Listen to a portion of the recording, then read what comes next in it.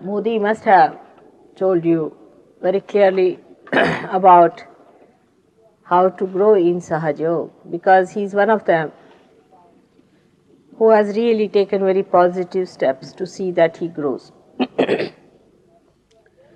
Now, one has to understand one simple point about realization is that just mere awakening of the Kundalini is not sufficient. That's just the beginning. You get your realization, but you must become the tree. You have to grow. You have to become. If you cannot grow, then you have not achieved what you wanted to be. And you grow very fast with meditation and with understanding about meditation. Now, one of the few hurdles that we have, that I have seen it, that are innately built in Sahajog itself. One of them is that you get it spontaneously so easily that you take it for granted. This is in the pattern of it only innately built. You see, whatever you get so easily, you just take it for granted. But the another side of it is like that when you have your eyes, you don't know the value of your eyes. You take it for granted. But when you don't have them, then you know the value of eyes. It's like that. So, when you lose vibrations and when you get out of Sahajog, then you start feeling much more lost, and then you come back to Sahajog again. Like a person becomes rich, he enjoys the riches, and then you make him poor, then he feels it more. So this is the correcting point. But it is very true that Sahajoga has this thing innately built in itself, that it all happens very spontaneously and you get it for doing nothing at all. So maybe so many of you may lose it because you might find that it is just you got it because of something. I have also known of people, they get vibrations and they say, now it's all right, I don't need Sahajog, I am on my own. Again they are back like bad pennies with some troubles and some problems, and then they go ahead. Now I would say that Modi is one of those first 12 people who got realization. After 2 years I worked on them, while you got realization in such a short time. 2 years I worked on 25 people, out of which 12 got realization. You can imagine, 2 years. As I told you, in London I worked on 6 people for 4 years to give them realization. But once a certain number of people of a particular ideologies or permutations and combinations, once they get realization, I find the rate of realization increases very fast. Like formerly, we never used to have anybody in the program who has been to any other guru. Just avoid them. Even up to the point that this Modi himself used to tell people there's no program today, no program. And they would ring me up and find out that there was program and why they were not allowed. They said, Mother, we get headaches, you see, they break our necks and they just disturb us, they are good for nothing. But now, it's very different. Once we have built up our strength of collectivity, we have so many channels, things are working out very differently. So the value that Modi would attach to his realization is much more than you would attach normally. Because as you see, first even say to have an ordinary oil lamp was a problem. So the oil lamp was very important for people. They would see to it that they would not use out all the oil and they were so careful. But today we have no problem. We have got electricity, we take it for granted. Only when the electricity goes off, we know what is electricity is. In the same way, your realization also, when it is lost, you understand the value of it. But supposing you have just touched it and then you lose it, then you do not understand. But if you have got it, you have enjoyed it, and then you lose it, then you want it back again. So best thing is to be steadily moving towards your evolution. Now, after I go away, that's the fears people have here, that people start doubting. Said it happened with people. They started doubting. Doubting what? You are doubting yourself is the main point. You cannot believe that you can get realization. This is the basic. You see, to me, it seems that you feel that how can you get realization? Only those who are very highly realized souls know that you are realized. They know that you have been given realization. But they also sometimes ask me, why did you give them realization? What have they done? Because you also think that, we still have to look forward to something else. How can we get realization? This is the trouble. You don't believe in yourself. That's what, you have to have confidence in yourself. And then you will have confidence in me also. Because there are so many ways by which you can verify. First of all, you can ask questions to the photograph or to me in your heart about myself, my relationship, whatever you think would be, whatever you think, put your imagination and see that what you think I could have been. Ask that question. Your vibrations will answer.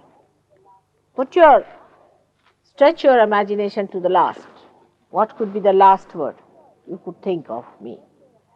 You see, some people will put doubts saying that Kundalini awakening is very difficult, it's not easy. Yes, it's true. It's not easy. It's a very difficult thing for human beings. You just can't do it.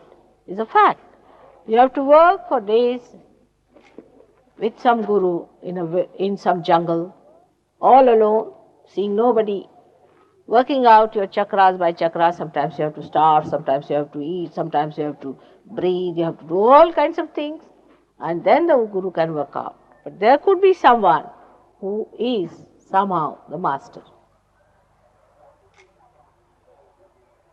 Could be someone. Kundalini is the Holy Ghost within you.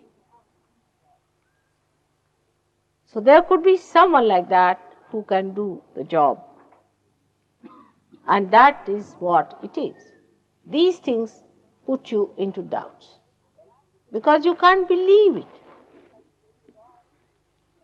In relation to yourself, you can't believe it.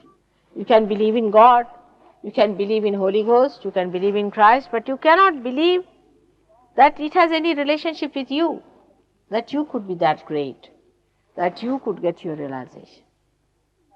So just feel it and enjoy it. First of all, don't think. That's why I say don't think. Because as soon as you start thinking, Mr. Thomas in you will get up and say that, hello, this cannot be self-realization. Mr. Thomas was great, you see. Christ had all the disciples and I find all those types around, permutations and combinations. And some are Judas also, but they are rarely to be found. But there are, no doubt. And some are Thomases. And these Thomases are described as murmuring souls by Christ himself. He said these are murmuring souls and they murmur. And one murmuring soul comes to you, another murmuring soul in you joins hands and you start all murmuring together, start thinking. Now at that time, what have we to do on rational grounds? It's very simple. What have I done so far? I've done everything. Did I get cool breeze? Did I get my self-realization? Did I feel my own powers? Have I been able to feel myself and others? Because you are still, you see, not fully realized, you may not be able to feel the vibrations of another person. Neither you will be able to feel your own vibrations. But there are so many people here who are realized and they can feel yours. And they can verify. Supposing they ask you, How is your father? There was one gentleman in England, he came and told me, why everybody is asking me about my father? I said, because there's one particular center that's catching. And I called a child, I said, now tell me, what is the center catching? She pointed out this one. I said, this is the center. Everybody is catching on this center, this is the father center, so they are asking you about your father. He said, yes, he's dead and he died of cancer and he had this and that. And we had to treat. For example, anorexia is a disease, can be cured by curing this center. It's such a deep knowledge and it is such a all-pervading knowledge, because once you know in a tree the sap that goes to all the leaves and all the ends of it, and if you can move with the sap, your attention can move with the sap, you can know the whole of the tree. You cannot know leaves and then know the tree. How many leaves can you count? But to know the tree, the best thing is to get to the sap. To treat a tree is best is to get to its sap, isn't it? In the same way, when you go from inside out, then you find that you know yourself and others very well. It's very simple. Even small children can do it. So the first doubt comes about yourself. Oh, this is one of them, because there's a guru shopping going on, you see.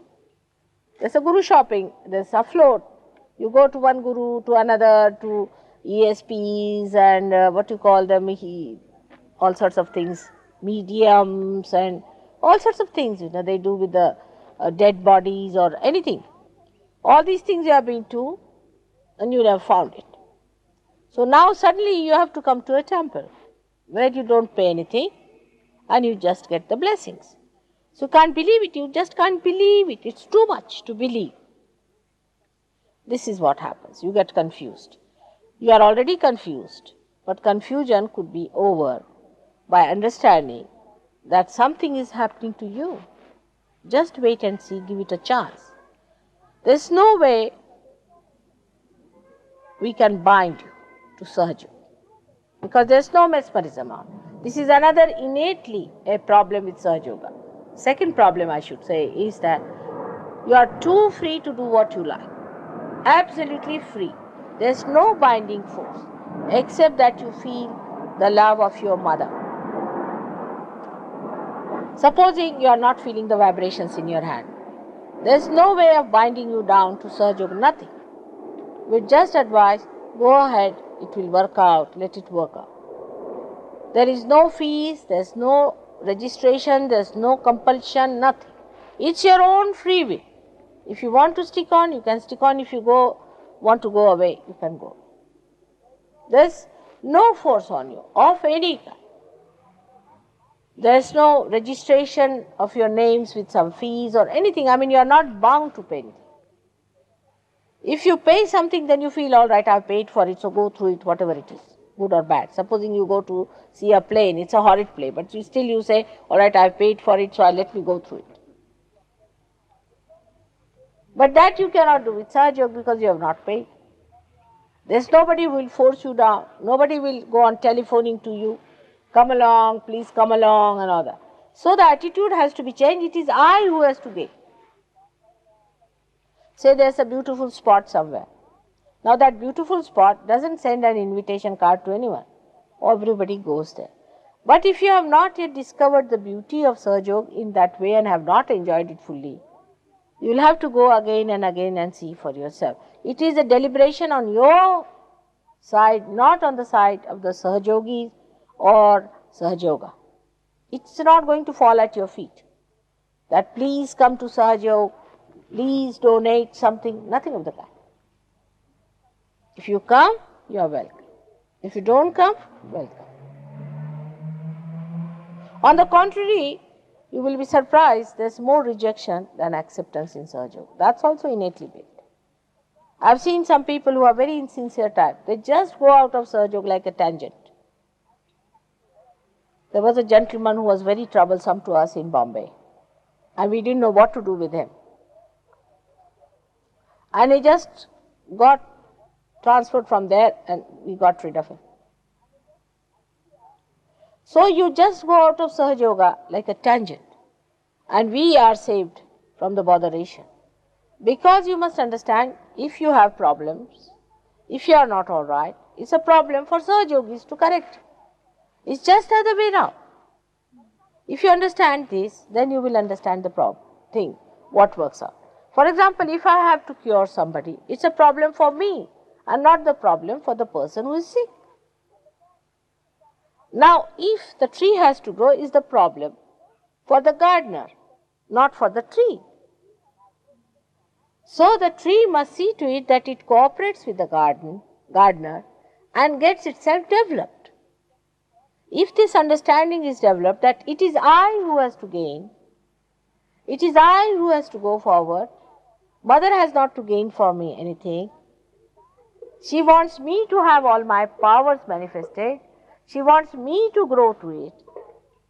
If this attitude is developed, then you will work hard to grow and you will work it out. But on the contrary, you see, at the slightest pretext, if your ego stands up and says, why should I do this?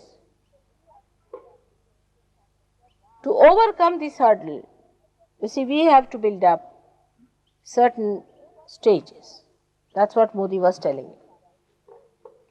That you first become thoughtlessly aware. See that silence is established. There are certain things that you do much later. Everybody is not allowed in there.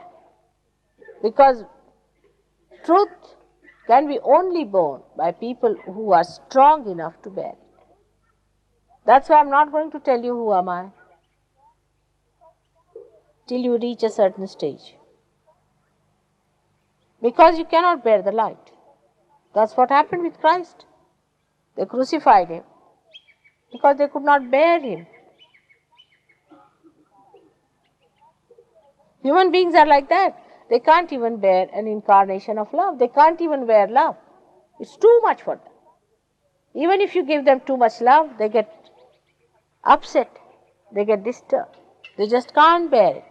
So you have to build up yourself to come to a certain stage of understanding of Sahaja Yoga. It's a state which you achieve. It's a state. You are not to be certified by anyone or other, but it's a state where you will start giving realization to others. And the whole way you will be talking will be in a very different manner, as if you are completely detached. You will say it is going, it is coming. It happens. You will not say my mother must get, my father must get. You will never say like that. Because you will understand the problem of Sahaja Yoga is that it cannot give to anyone. Like the sunshine can shine, it is for the trees to expose themselves to the sunshine and get the advantage of it. The sunshine is not going to run after you all over to see that you get it. Do you see the point is? It will shine the whole day and you take it. But it's not that it will run after you all the time, requesting you, oh please get me, have it like that. And this is what one has to understand very clearly, that it is you who has to ask for it and not anybody is going to force on you anything. On the contrary, if anybody tries to say something more, your ego gets like that. So try to be careful.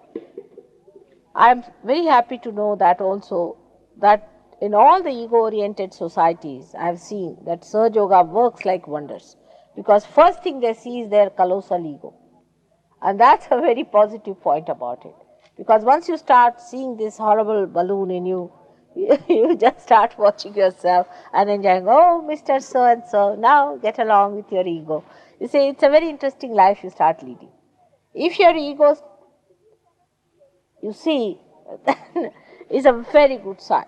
If you cannot see your ego, then there is danger. But some can even see their superego if they are possessed. See, people see how they get possessed suddenly. Because the frequency of possession becomes very little. So that there is a big gap, you see, to see the time when you are normal. And when you get abnormal also, you can see clearly that you are abnormal. By seeing that, you start judging, oh God, I have again been caught up, I am again lost, and you come back to normal. The whole thing becomes a very beautiful understanding of the reality about yourself, and you laugh at yourself all the time.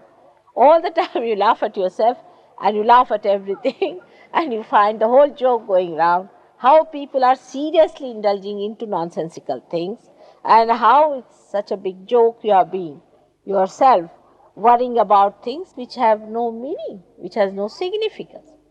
Like I went first to Paris and people told me, Mother, they are not going to like you very much because they believe a person who is so happy is ignorant. You should not be a happy person. You should be a crying baby. So they will believe it. They are all les miserables. You see, very unhappy people, extremely unhappy. And if you tell them you are a happy person, so they are going to be shocked at such a thing. I said, really, these les miserables, let me invalids, you see, let me do something about them. And I made them laugh so much at their miseries that they got all right. And they understood that the joy is just there. You have to just peep in your heart and you find the source of your joy. And then the whole thing vanishes into thin air. But it has to work. It has to happen. There is no quick way of doing it. In the sense that I say, all right, you give me 5 rupees or $5 Australian dollars and you get it. No, no, no, no. You may give me any amount. It won't work out. It has not worked out with my own daughters. You will be surprised. I have never forced them. I have never asked them. I have only 2 daughters. They are not realized. I am not bothered. When they'll ask for it, they'll get it. But my 4 grandchildren are born realized. And one of the eldest ones one day very seriously said, as it is, you cannot commit mistakes, I know. But it would have been nice if you had given them realization when they were children. You see, this is what it is. That you cannot force these things on anyone. And you have to take a very detached view. You are a seeker, your mother and you are there, but they are not your responsibility. You can tell them about Sergio. But if they are opposing you, better let them be alone, they will come down. When they will see the transformation within you, they will definitely come. So leave them alone. Don't bother your heads. Just leave them alone and you will be amazed that they will see you transforming so well and acting so well, and they will change themselves and they will come to you and ask you, how are you so much changed and transformed? You see, proof of the pudding is in seeing the pudding up there changing people. And this transformation, you will be amazed coming into you. So suddenly that you will be amazed. But as I told you, that on the left side is a desire, or you can say the superego, the desire to do something. And the right side is the ego, which we try to sort of please and which feels happy. And the one by which we have ambitions. But in the center is the willpower to do things. And this willpower has to be increased by, I have to do it, I have to do it. First you will feel tired because your left heart is weak, then I will tell you how to do it. They know how to raise your left heart if you are tired. See, most of the people these days are very tired people. They talk, they sit down, they can't, they are very tired, absolutely fagged out people. Morning till evening, what have you been doing? Nothing. Just sitting in the sun, you got tired. Just lazing out, you got tired. Why? Why did you get tired? Firstly, because you are not integrated, you are fighting within yourself. Your head is fighting your heart is fighting your liver. Secondly, you are thinking and wasting your energy. So you have to learn how to settle your heart, what has to be done to raise your heart, to make it peaceful, and how to get the energy from your spirit. Once you start doing that, your tired feeling will go away. Then your aggressiveness also will decrease. and you will be amazed that you will just watch the whole thing. Neither you will aggress nor you will take aggression, and the whole reaction will be very different. Then everything has a meaning. Your feelings have a meaning. Supposing you have a feeling today for Poland, which is in trouble, all of you should ask just now, Mother, solve the problem of Poland, because I have no desires, you see, I am desireless. You have to ask. And it works. You will be amazed because your attention is enlightened now. It just works. You have to desire for it and it works. You have to work for it and it works. And so many miraculous things people will tell you, just believe them. That's all true. Money problem solved because of Lakshmi Tattva Ved. Financial problem solved. Social problem solved. Family problem solved because you are solved. See, in relation to you, everything seems problematic. When your problems are solved, everything is solved. It's so simple as that. We have to solve ourselves, and it is solved through the awakening of the Kundalini. Now I would like to have some questions from you, and then I would like you to go into groups with the Sahaj Yogis and talk to them on intimate level. And also you must tell me your problems. If you have any intimate problems, you can talk to me also. But best is to talk to each other. I would like Warren to also see to it that he organizes all these groups properly. But I would love to have some questions from you about Sahaj Yoga now. How can one, this I don't know about yoga, but how can one laugh at abortion? How can one laugh at abortion? He says he's looking at abortion. You're taking the view that it's bad. Well, how can one laugh? Well, how can one laugh at abortion? I'm not saying you have to. I said you are not to laugh, means you laugh at silly, stupid things, I mean, you see. But at abortion, as I can't understand, you see. This is a very funny situation in this country, as it is the birth rate is minus and you are having abortions. Does it exist in India, abortion? Not much. People don't like it at all. They hate it. And you know, the trouble is like this. You people are having no children, so we have to have the load on us. You see what to do? Nobody to be born here. They don't want to be born here because there's no love in the heart. See, when other day somebody told me about the doctors here, that some of them are butchers, I couldn't believe it. Because in India, at least, doctors are not butchers by any chance. I was surprised. This is because everything has become a butchery here, because the heart is covered with ego. There's no heart left. We have to raise the heart.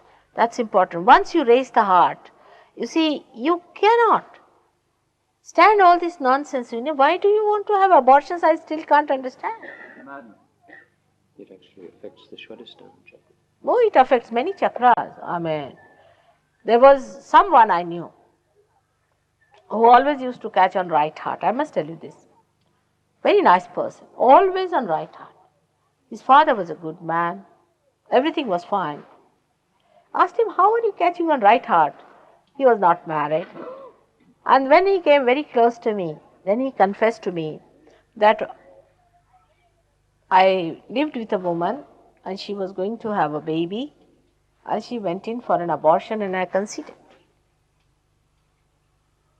And since then I have been feeling very sad about the whole thing.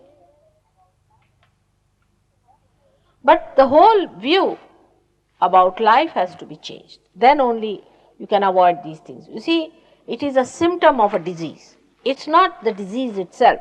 Abortion is not the disease, it's the symptom of a disease. Now what is the disease within us is that we have allowed our sex to be let loose completely. Talking too much about sex from childhood, what is the need to give education in sex? I have failed to understand. Openly, there is no need to teach about. You see, do the animals need any sex education? Still they produce. Then they told me they tell about sex only because they think by telling about sex, they can protect people from not going into sex. I said, no, they create too much of curiosity in children.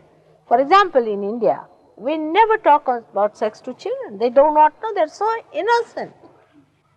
Even till the marriage takes place, some of the girls do not know what sex actually is, how it works out and all. But they are told this is something filthy to do and all that, and when the girl gets into puberty, it is told, and to the boys also. You see, some or other, it is a very different society. That question doesn't come in, it never comes into the head of the boys and girls. If you keep them pure, I mean, like it doesn't come in the head of the sister and a brother, even today, thank God. In many sisters and brothers, I should say, despite Freud's all efforts to spoil your minds. But still there are brothers and sisters relations today. In the same way, it doesn't come into their heads at all. And when they get married, they are to be told that this is what it is. And that's why they say these Konarak and all these places were built where they could take young brides and young people to see that. This was called as Kumarika temples, means the married women, when they were not virgins, could go there and see those places to understand what sex is. And you get so exhausted with this early sex life. I mean, you go into all kinds of tantrums then. Because you are so exhausted, then you go into perversions. The basics are wrong. We are trying too hard to be sexologists. There's no need to be sex points, you are that already. But you don't want to be only sex points, do you? I don't know what makes you feel that that is the end of every every endeavor. Everything should end up there. Maybe that advertisement and all this is coming to you too much because they think that by exploiting these things they will help you. But it's such a perverted thing.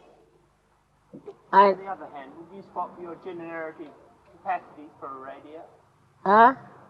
Would you swap your generative capacities for a radio? What's it? Would you swap your generative capacity, your capacity to reproduce and have sex, for a radio? For a radio? Means what? Oh, he's asking you whether it's a valuable thing to have, to be able to have sex. Is it valuable and has it a purpose? It has a purpose to a point. Oh, I'm sorry. This is another point. He's supporting. He's talking about in India, where they give a transistor radio for sterilization. You know that where. That's what they try. This is also, you see, Western ideas coming to India. Oh, they did all sorts just to sterilize them. Oh, that's how the lady lost her election. Her last election, she is now pulled her ears for that. See, they are all westernized people, you see. They try all these tricks. People don't like it, you see. There was a bridegroom who went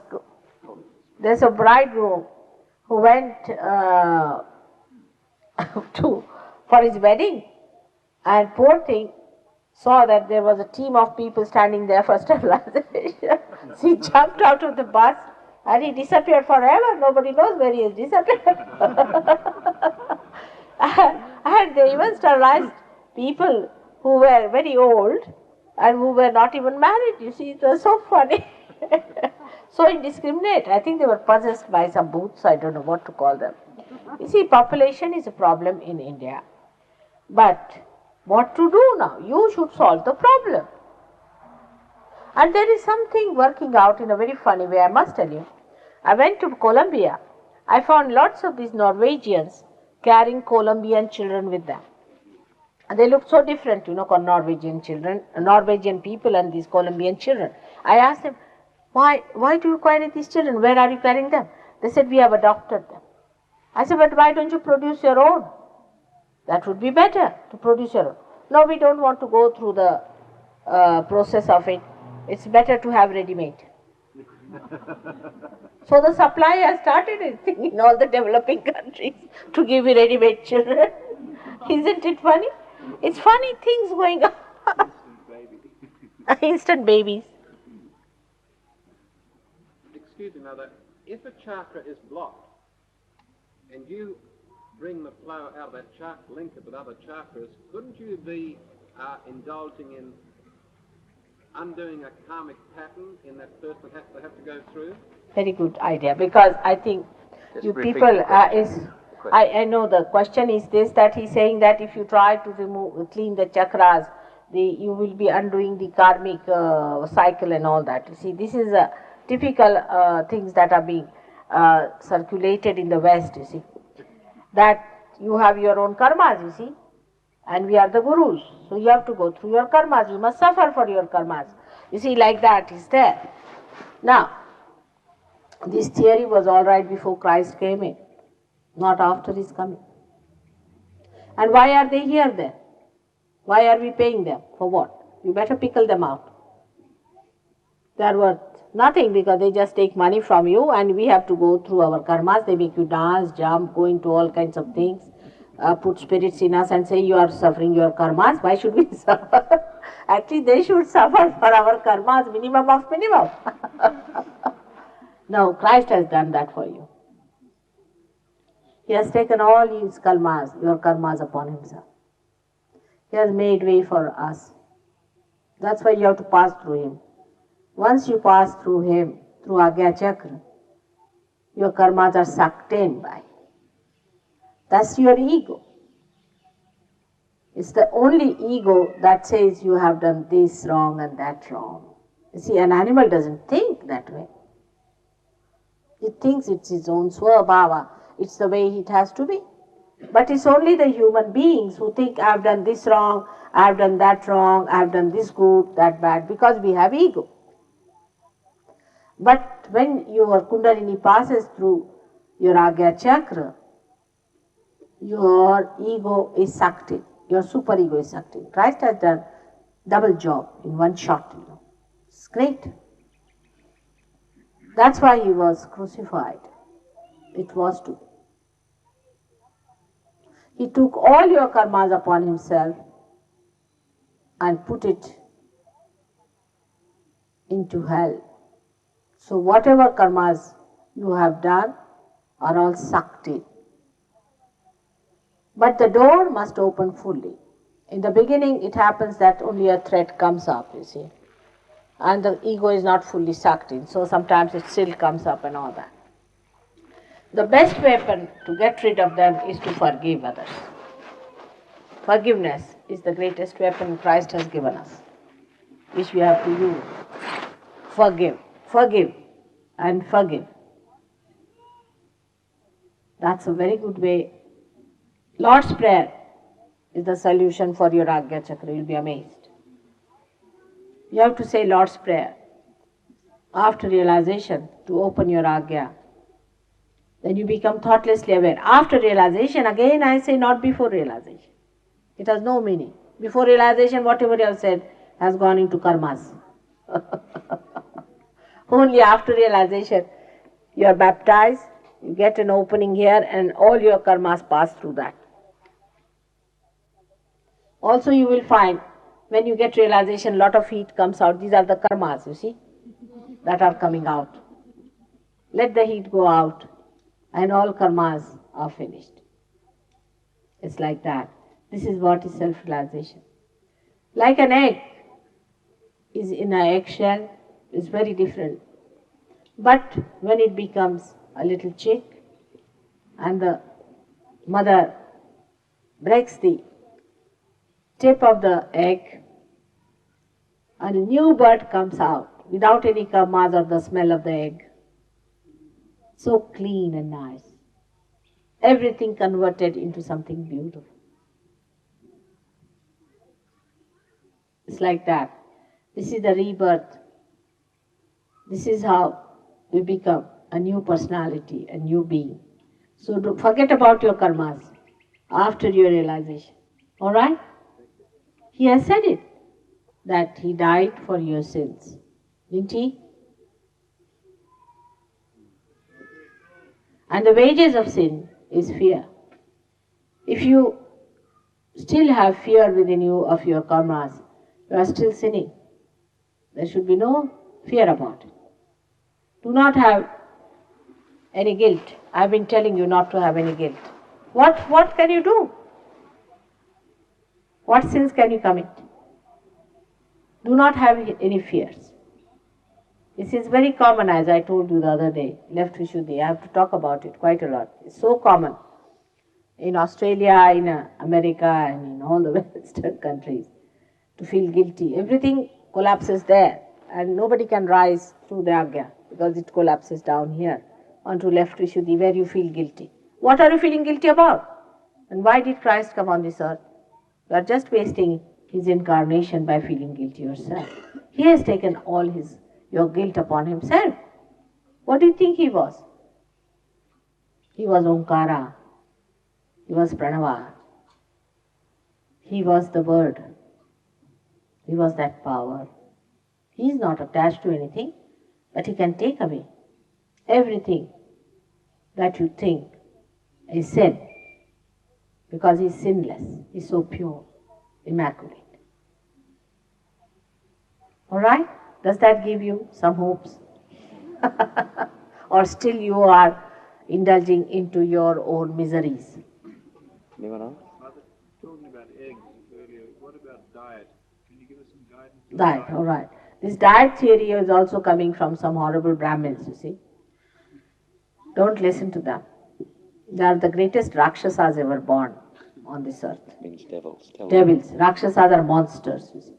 They eat like hell, they eat such a lot, and they always tell you don't do this and don't do that. Don't eat sugar. You can eat anything you like, except for don't eat the meat of animals which are bigger than you. I mean, otherwise you'll develop muscles, see, which will have funny contours and things. Eat animals which are smaller than. Is the point is. And if you eat those animals, they do not also have much sense of compassion and all that. It's all right. They are just like vegetable sort of things. So it doesn't matter. You don't kill them. They are killed in the machine and all that. You have to eat that, and you need it. You have to eat. But that doesn't mean that if you are vegetarians, you should become non-vegetarian. It doesn't mean that. Whatever you eat, you can eat. It's now eating is not going to change your spirit. Spirit doesn't eat. It does not.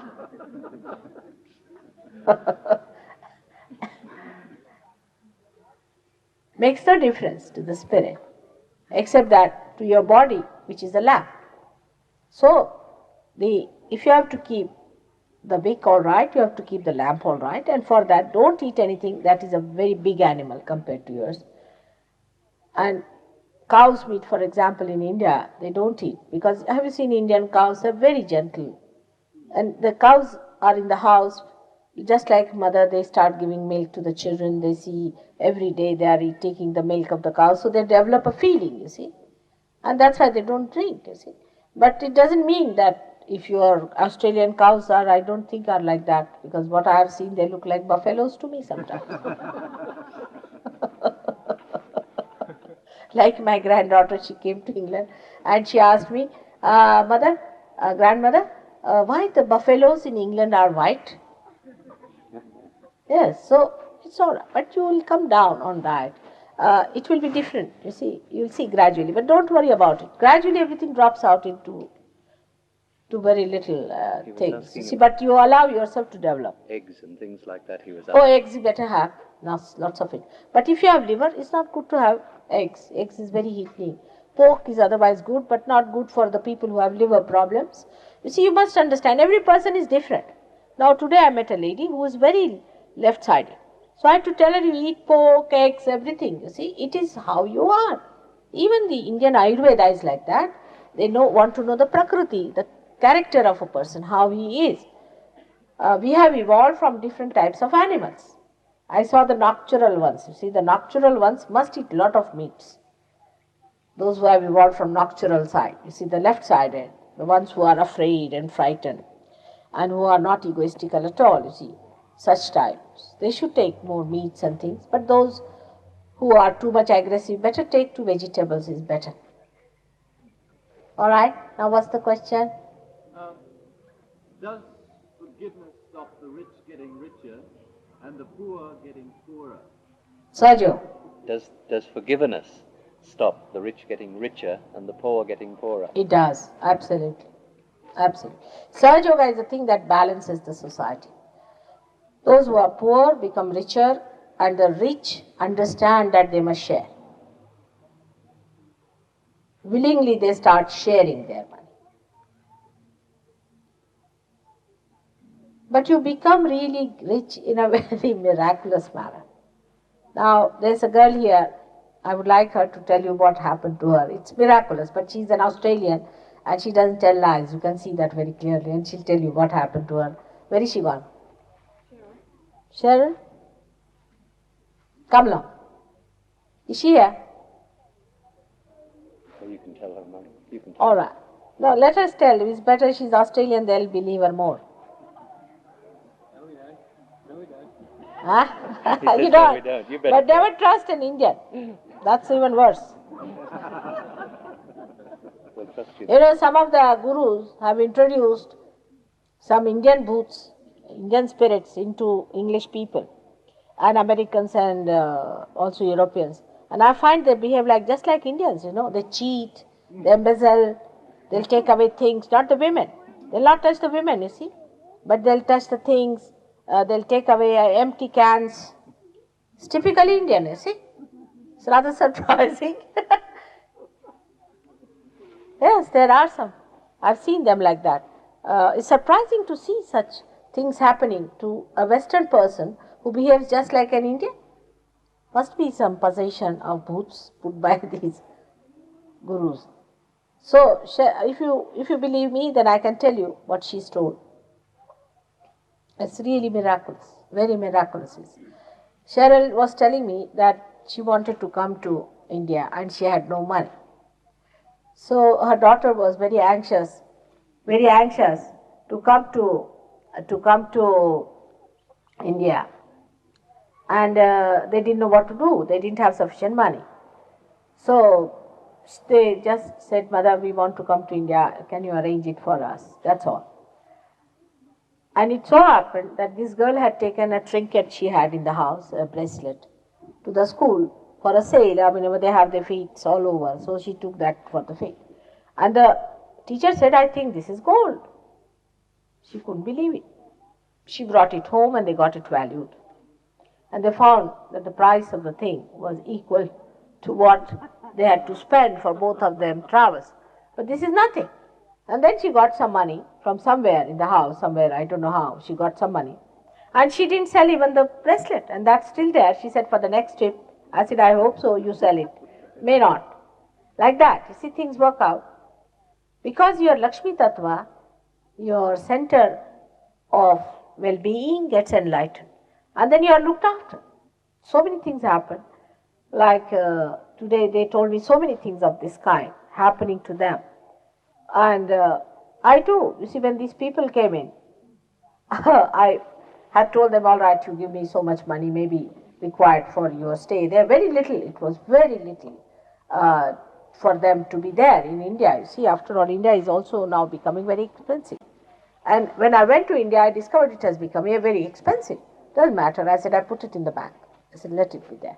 And anybody asked me, now let have it. You want it, have it. Now spend it. Go. And it was all right. I could manage. You see, that's what he did. And so many of them have done it. It's looked after. You go to right places, you get right things, you don't spend too much, you do not repent for spending, and you feel happy for whatever you have, you feel very joyous, not worried about counting. But if you make a budget, you had it. You don't worry your head about budgeting, how much you are going to spend. You'll be surprised. You won't go to things which are unnecessary, useless, but you'll buy something that is very good. And ultimately, these things will be very precious for you to sell. Many things have happened like that. Many things have happened. Yes? You tell me why Australia is important for the future. Why is Australia important for the future? Maybe about Sri Ganesh. Only thing, I don't want to pamper the ego. I mean, is Australia blessed Very much. for the oncoming wars and things? Very much blessed. It's a very much blessed place, specially created. Australia was the first continent to be created. And if I dare to answer this question, I hope you'll believe me and not get into ego trips. Australia is a place which is described in the ancient Puranas that a great saint was sent to Australia and another heaven was created. And that saint is called as Trishanku, which is your south, what you call that is the Southern Cross. Southern Cross. That shows the Southern Cross, and you can only see Southern Cross from Australia. This is one of the Puranas, or the Vedas also have mentioned this. And even before that, Australia is the place which has the Ganesha. The first is the Muladhara Chakra. The first center is in Australia. How much wise you should be?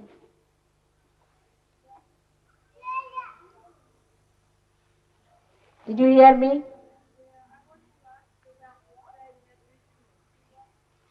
She wanted your opinion about the Australian Aboriginals, the native people here that were born. Black people.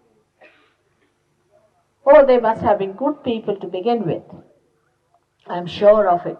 They must have been very good and holy people and nice people. But I think later on they deviated because of too much jungles and things, They started feeling the fear of the nature too much. They must have worshipped things which were good to begin with, and later on to some things like spirits and this. Moreover, the dead bodies, the way they disposed of, must have been something wrong. So maybe they might have gone into a left-sided action, into primitive ways of exciting these bhoots and things, spirits and spiritualism and all that. But in Australia must be the minimum. In Africa is horrible. African countries have too much of it. But it should be the minimum of minimum. Because you see, Ganesha's chakra is connected with the left side. You see, is more on the left side, isn't it? So also one can go drift more onto the left side. That's what it is. And even today I feel there's a kind of a lurking inferiority complex that works in Australians. They try to copy the West. There's nothing to copy there. They have nothing sensible. They have to learn from you. You see, this is a little inferiority complex we have, that all the best things are in the West. That's wrong. You are much better off in so many ways. At least you have not lost your moorings. So, I would not pass a general remark about any community as such, but there is a possibility that they can come up very well too. I mean, they can get out of all that left-sidedness. In India also, we have big communities in the south where people have lived with too much ritualism and all that, and have taken to left-sided behavior of attracting, spirits and this and that, and giving those talismans and all that. They've done all that. They are doing, like witchcraft and witch doctors and all that. They must be doing it. But it can be cured. There's no problem. As the West people are overdeveloped and very ego-oriented and right-sided, both are extreme cases, but you can correct. The people who are left-sided, it's easier because they have to move forward. But it's difficult for ego-oriented to move backwards. But if we can do that there, why not here? So nothing is lost, and one should not worry too much about these things. Human beings are just the same. Everybody has Kundalini, finished. As long as you have Kundalini, I have no problem.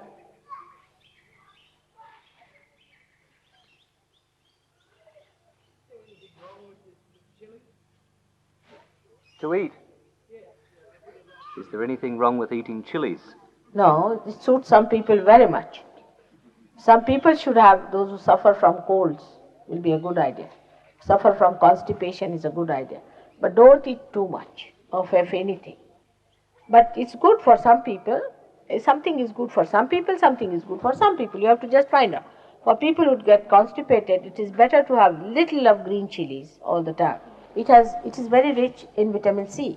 It's very rich in vitamin C. It's good for people who catch colds very easily.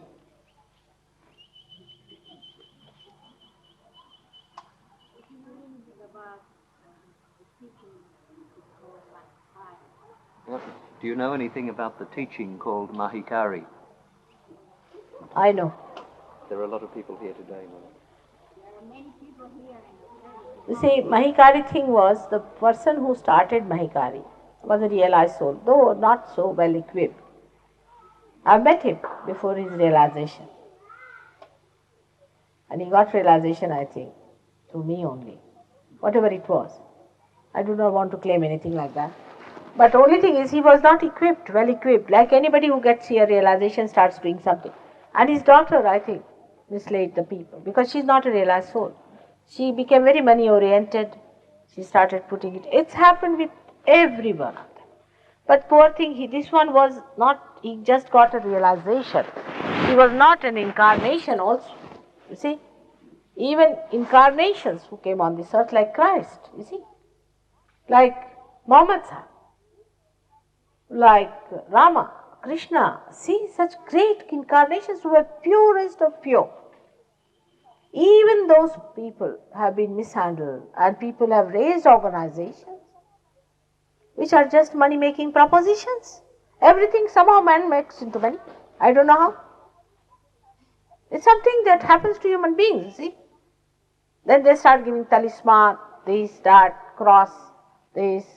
I mean, it's a money-making proposition throughout. So this is the trouble. What she said? She said you're very right.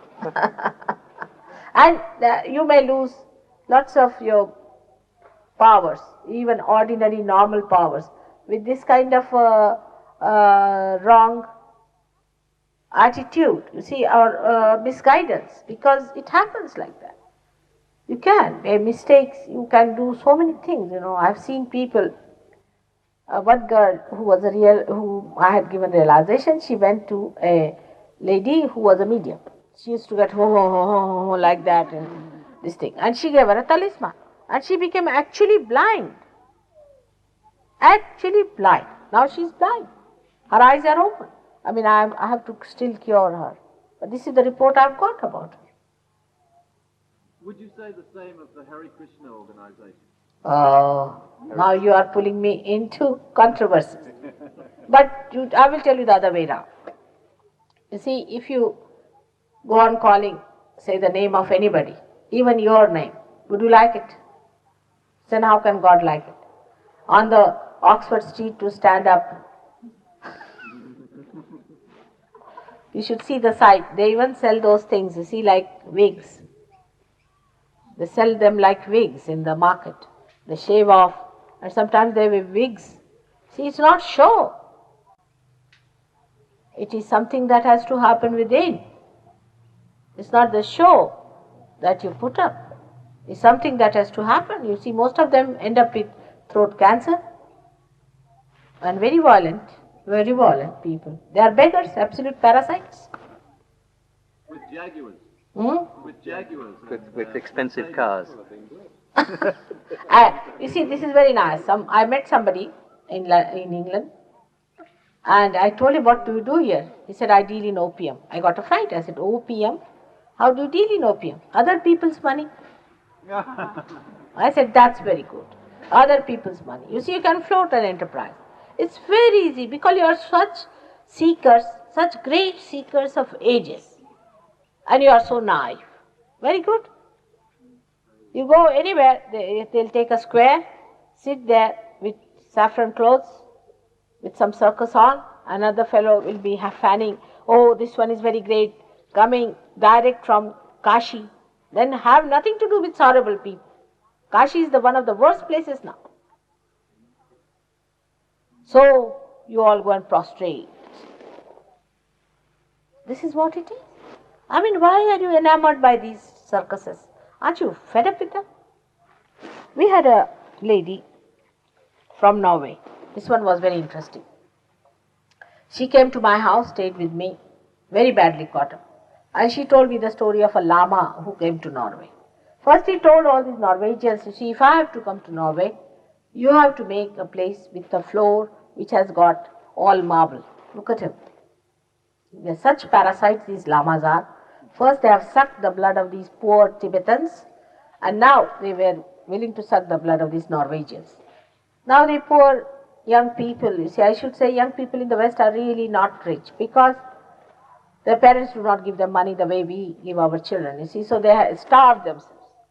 They ate only potatoes and this and that, and for 1 year they starved themselves to create this floor for these horrible people. And this fellow came, you see, with his shaved head and all that. He stayed there. And this lady told me that she had to go and just bow to him 1,000 times for 3 months. 1,000 times, imagine, just to bow. As it is, will be finished. Even 3 times is sufficient to finish you off. And 3 months she did it. And with me she was arguing morning till evening. I said, look at that. You are arguing with me, eating my head off, and here you are bowing to him.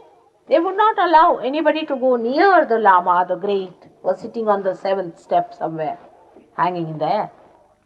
It's very common, you know, the more you are missing from the scene, the more you are difficult to be seen, you see. It's something great. Oh, I have seen the glimpse of that horrible thing.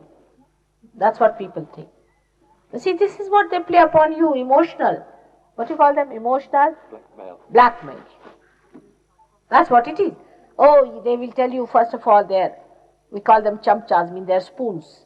They'll come and tell you, oh, this is very difficult, you know, he may not give you any interview. And you have to at least shell out 500 rupees. You see, it's not easy. It's very difficult. Only you should send your photograph with 500. All this nonsense. If you are the river Ganges, what can malign you? What can dirty you? What can make you impure? If you are here for purification, then nothing can impure you.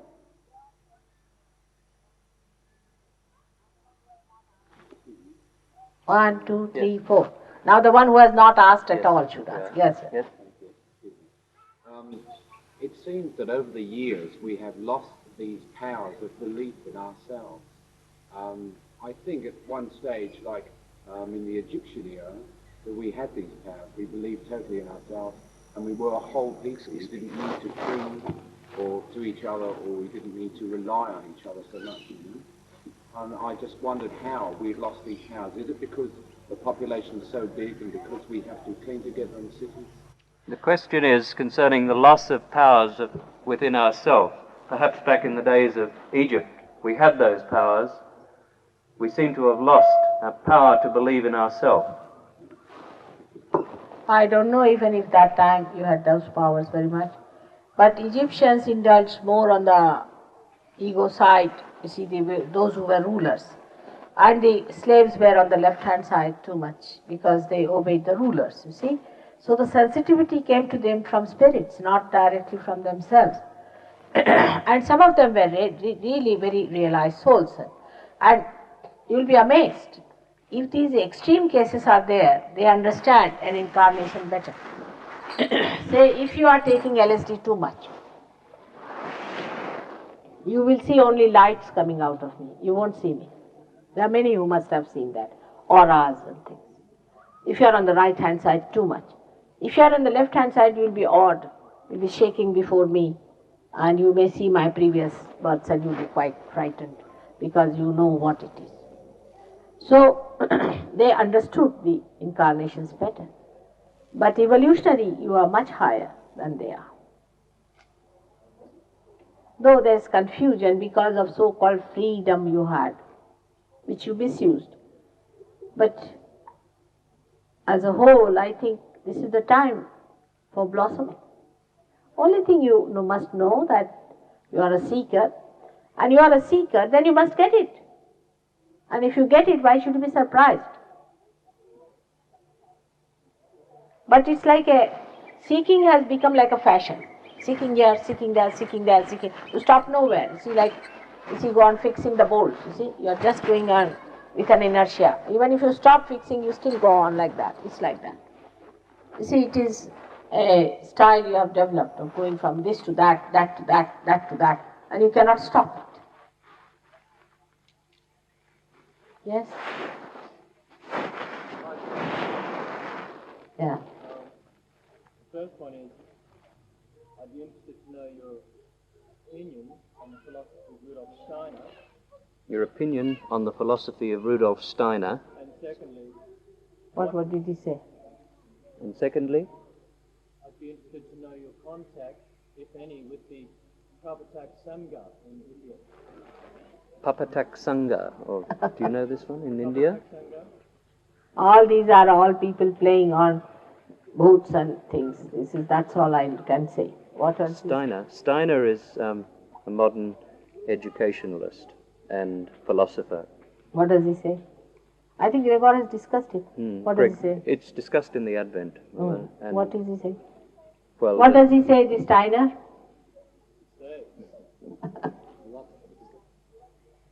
Oh, a million words. A million words. Words, words and words and words. No, no. Many good books. Acha? What does he say? his vibrations are very good, Mother. Might be a realized soul, but what does he say? I couldn't give you an example. I wouldn't want to just give you an example. In gardening.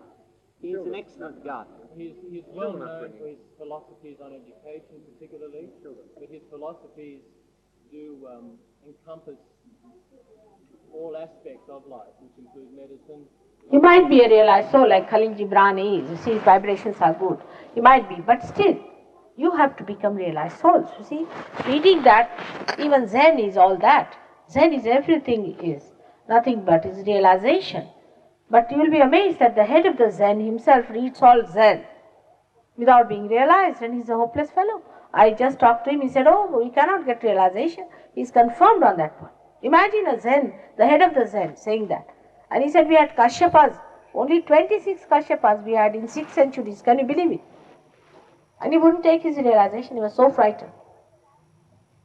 He accepted me, all right. But he said, I am nowhere, mother, compared to you. I said, what is this? But I am telling you, you can get. So, it's good to read somebody who is a realized soul. But you better get it yourself. You become Steiner, all right? Steiner catches on Agya and Swadhisthana. Maybe. What I am saying, you become a realized soul. And you can write about your own experiences. Yes, please.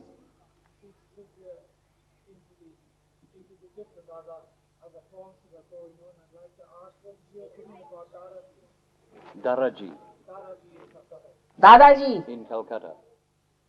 he's arrested. He's already in jail. No, he was in Pune where he was arrested, this Dadaji.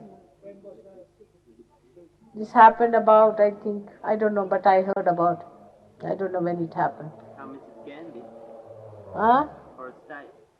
No, it was not because of any political thing. But they found some income tax things and all that, and lots of, I don't know, I didn't pay much attention, but he's arrested, that I know. There's all sorts of things these are. You see, the best part of the whole thing is that all that is untruth is exposed gradually. Whatever things they may put up, whatever story they may put up, whatever they may try, they may entice you. You may be interested in them, whatever it is, but they themselves meet their end. Because all that is falsehood has an end, and truth is endless. It is anant, it is eternal. The truth is eternal. What do you see as the future of the United Nations? Oh, What do you see as the future of the United Nations? that's a tricky question. You better tell them your husband is. My husband is one of the Secretary Generals. I better not speak, all right? Let it be. We'll see about it. Work it out. Yes. Do you think, Some tricks we have to play.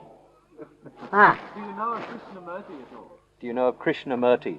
Very much. Thank you. Could you tell us, He's another one. Krishnamurti is another blah blah blah. I'll tell you about Krishnamurti very well. You see what Krishnamurti does, he says this part what I say, that there are false gurus. But I don't say there are not real ones. If there is falsehood, if there is artificiality, there has to be real. If there are artificial flowers, there has to be a real flower too. So he negates you from the other side completely, and he puts up your ego by saying, oh, you can find it. So you are finished. He is a blind leading others into blindness. I saw him personally, privately, and I asked him, why do you do what you do? And he said, does a rose ask why? Does it? He said he what? saw him personally and asked him the question, Why do you do what you do? why do you do what you do? And he said, Does a rose ask why? does a rose ask why? I mean, it has no awareness. Simple answer is as that. A rose has no awareness. By any chance, he is not a rose. He is just thorns. That's what I know. Those who have come from him have had very bad time, I must tell you. You see, they are really so depressed and so horrid. We had one architect, I mean, his life was finished. So many of them I've met. Horrible, they're very argumentative. The best example I'll give you about this, because you have brought forth. There was a fellow who came to see me. He's the grandson of his guru. His guru was, who was his guru? Krishnamurti. No, not Krishnamurti, another one. This Dadaji. Yogananda? No, Yogananda. Yogananda, the Kriya Yogis. See? He was the grandson of the Dadaji or something. No, Dadaji, not something. Babaji. All Dadajis and Babajis are there. This Babaji, his grandson. You see, his Yogananda's guru was somebody else, and he was the son of this fellow, but the grandson of his guru. So the great grandson of Babaji. So the whole family was Kriya. And he did all the Kriya Yoga and everything he did. He went there and he got so frightened. One day he happened to see this Krishnamurti, that there should be he said no Kriya and all that, you see, and that you are your own guru and this and that. So he said, oh God, what have I been doing? So he gave up Kriya Yoga and he came to Mr. Krishnamurti. He said, I became such an expert that I spoke better than Krishnamurti could. And everybody was surprised. They said, the second Krishnamurti is coming up. I ran away from there. I said, now this thing that is happening to me. And he came to me. You'll be amazed, I have not been able to give him realization till today. I must tell you this. This he comes to me still often, very often he comes to me. I have not yet given him realization. Imagine the grandson of this Babaji has to bear, I don't know what things, poor things has been done to him. I'm very sorry for him. Do you know of Rajneesh? I don't know. He's another horrible one. I mean, why do you need a guru for such a thing? You are masters. He's a fool. He doesn't know compared to what you know. But you see what you thought of, that inside you are human beings. So feel guilty that we talk of sex with animals, sex with this, that. There's something lurking in you. There's something wrong in all this perversions and homosexuality, this, that and all that. So you thought it's better to have a guru, at least he'll certify. But he is going to make you take 2 running jumps to go to hell, I tell you. Yes, he'll be just there and he talks that you'll go to bottomless pit. In the Bible, the bottomless pit is the hell. He is very honest in a way. He says so. He said you'll go to bottomless pit. He has criticized Christ to such an extent that he says that Christ had bad relation with his own mother. Oh, to that extent. He said about Muhammad having bad relation with his daughter. All sorts of things he is talking. And people publish it. He's getting such a publicity. He pays money to people that they write against me. He's doing all kinds of things, and Indians don't like him at all. They hate him. They want him to get out. but he's so localized, he cannot smell a flower, and he calls himself Bhagwan, means God. In the book, you see, anywhere you read any Indian book where they have described God, if the names of God, there are 1,000 names, supposing, of Vishnu or of the goddess or anything. At least 15 or 20 of them are that they are fond of flowers, they are fond of fragrance, they are fragrant, that they are fond of kamalas, they are champa, they are fond of this, that. All this is there, and this fellow cannot see. If you show a flower to him, he'll run away. He cannot bear to have any incense being burnt anywhere. When you go there, they see, and you can only put phenyl to go and see him. I think he's a bathroom cleaner. That's what he is. The way he is so much afraid. I don't know what he likes, the bathroom smell. And he does all dirty things, very dirty fellow. He's filthy. I don't want to tell you what he does, but I know what he does. That's my thing.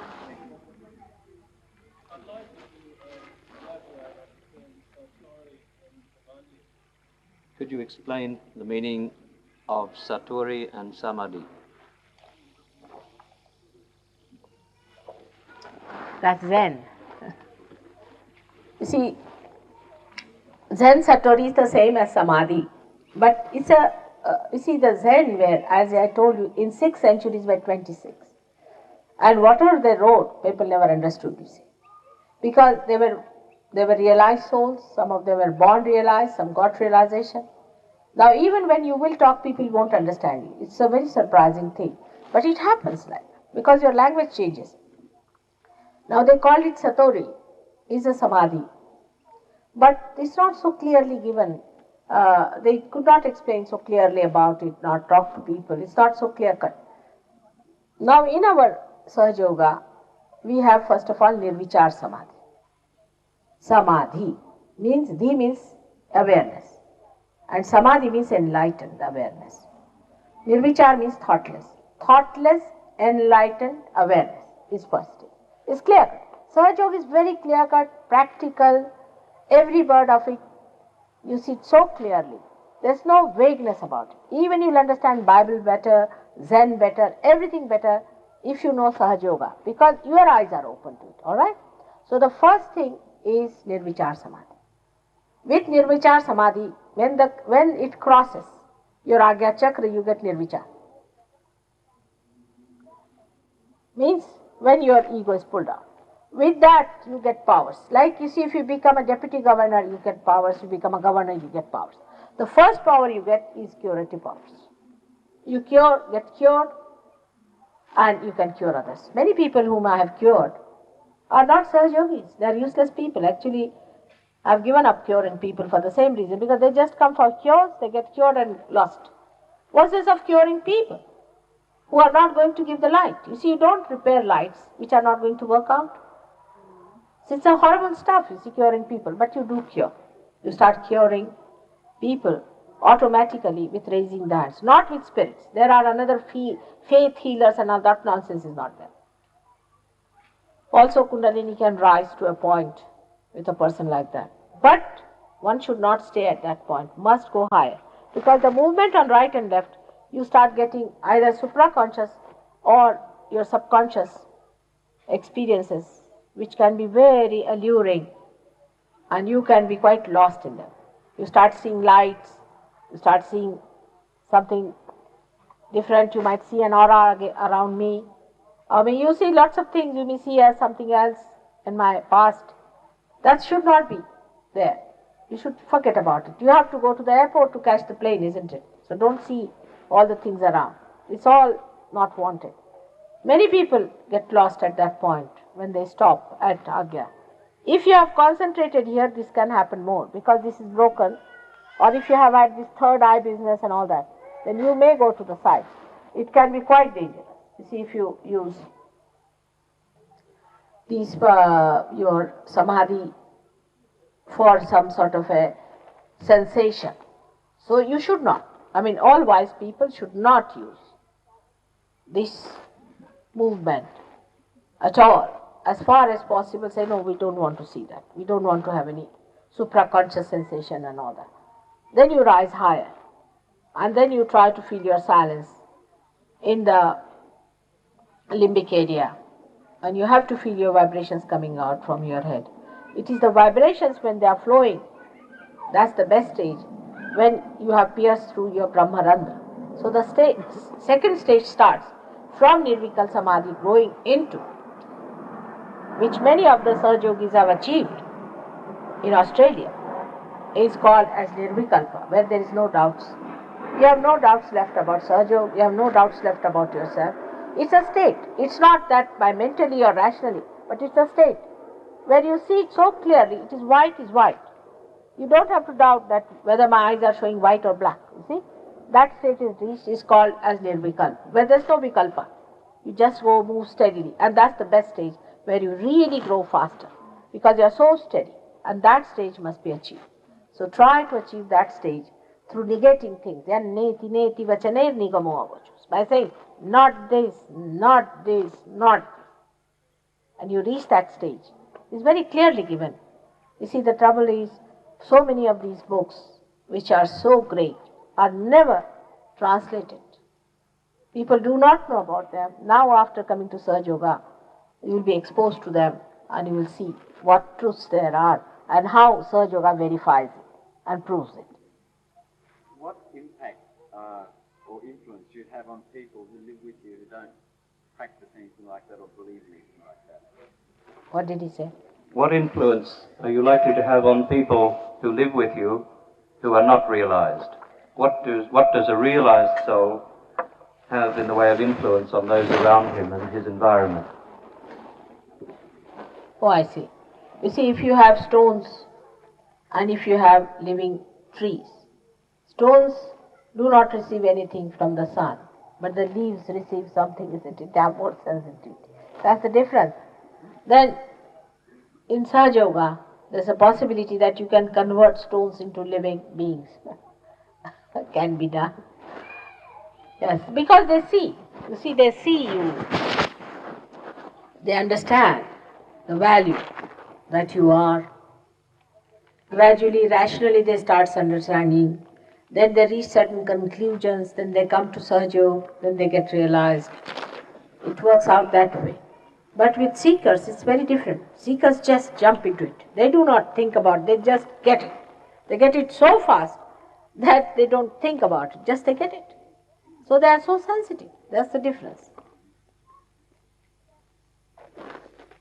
Can we help our loved ones who do not want to listen to any spiritual teaching? Can we help them when we come back to yoga? Can we help our loved ones who do not want to listen to anything particularly about Sahaja Yoga?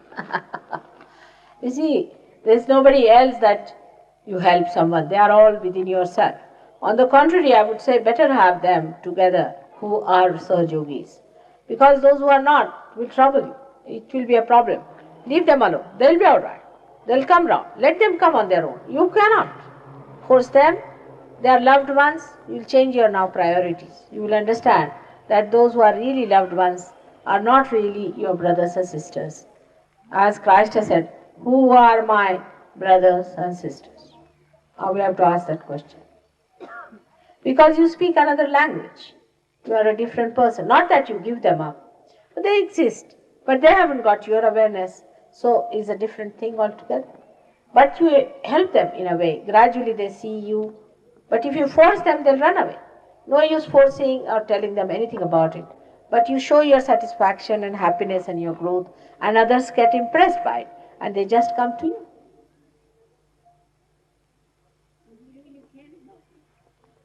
How can you? Do you help them? Yes, I do. But you should put them out of your minds and say, Mother, you help. If you try to help, then I'll leave it to you.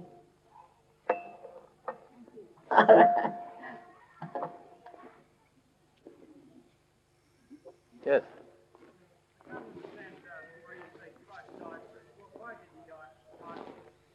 He can't understand why you say Christ died for us. Why did he die for us? What else could he have done with the stupid people? They crucified him. He didn't say, you come and crucify me, did he? You see, they're stupid, horrible people, donkeys. They didn't understand him, stones, as they were. What to do? They crucified him. He didn't ask. But when he was crucified, the sins that they committed in crucifying him were to be forgiven. That's what it is. He was, what did he do? You see, he died because of you, because people like you only crucified him. You represent them. When you are realized, then you are different people. Then you are resurrected. His message was resurrection, not crucifixion. But that shows the stupidity of these people, isn't it? I mean, you may do that again. I can't say. There are people. Yes.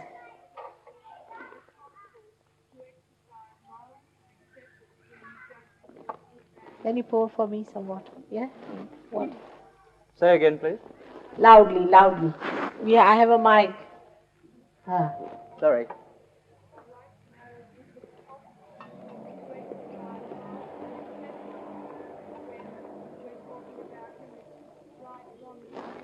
Is it possible to exercise love and acceptance when, as she says, you're judging people as to whether they're right or wrong? We're using vibrations.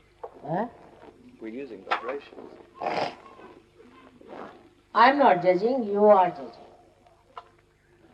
Because when you get your vibrations, you start judging yourself. You see, I'm not judging. It's only your own judgment. It's your own judgment. Are you getting your cool breeze in the hand? No? Then let it happen. I'm not judging you. It's you are judging it yourself. Alright? Then you will know yourself. Just now you are judging that you are not getting vibrations. Is it true that Indira Gandhi is worshipped as a goddess? Oh, don't. That's all political stunts. That's useless. That's You useless. see, Indian people are like that. Yes. I'm not satisfied with the lady's question, and I don't think the question was relayed accurately to you. What did she say? What she was asking is, can you express love with people who ask you? Ask me. No. Can you exercise love Huh. when you are talking about or to people who ask you and people who don't understand? Is that what you meant? That's Is that what you meant? Is that right? You are confused, you come here.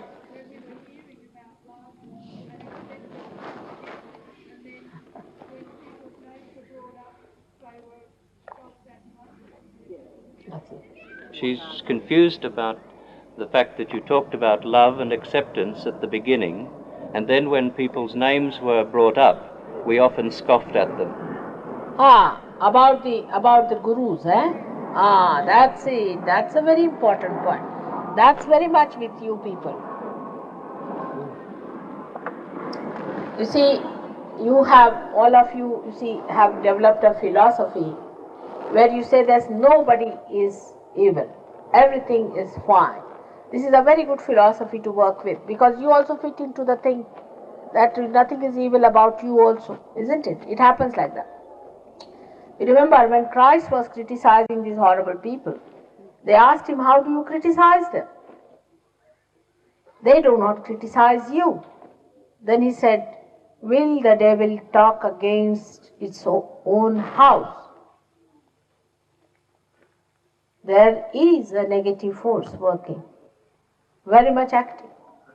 And you have to not only scoff, but get rid of these things. Because they are acting as your destroying forces. And they destroy you. I see them very clearly and I have to tell you. So love doesn't mean that I love a snake. Will you go and love a snake? Snake must understand first of all. In the same way, we have to understand there are evil people. That's true. That's what is very much in the West, I see. Oh, you love everyone. It's all right. But you don't love a snake, do you? Go and ask snake, I want to love you. He'll just finish you off.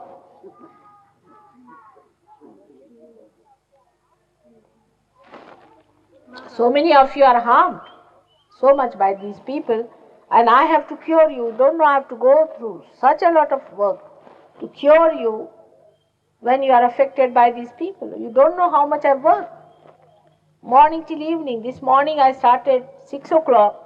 Till I came here, just 10 minutes I got to change my sari and I was here. These are affected by other gurus and things and I have to take it out. I know what harm they have done to you. You have no idea.